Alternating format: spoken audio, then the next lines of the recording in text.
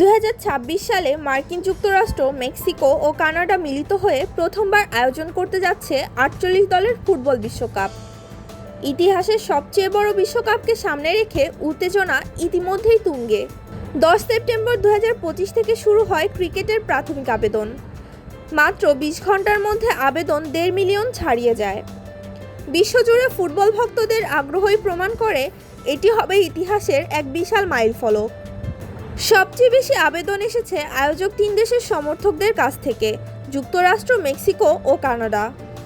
এর পরের সারিতে Argentina, Colombia, Brazil, England, Spain, Portugal ও জার্মানির ভক্তরা।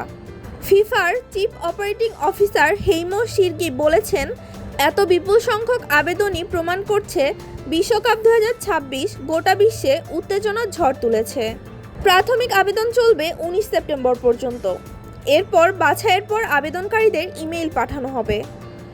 1 অক্টোবর থেকে নির্ধারিত সময়ে ক্রিকেট ক্রয় শুরু হবে, পুরোটাই অনলাইনে।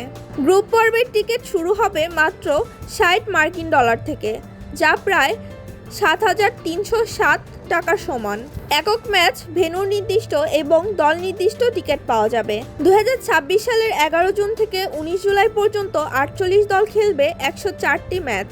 16টি ভেন্যুতে অনুষ্ঠিত হবে, যুক্তরাষ্ট্রে 11টি, মেক্সিকোতে 3টি আর কানাডায় 2টি।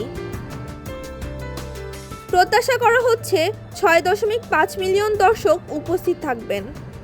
বিশ্ব ফুটবলের সবচেয়ে বড় মঞ্চের জন্য প্রস্তুতি তুঙ্গে।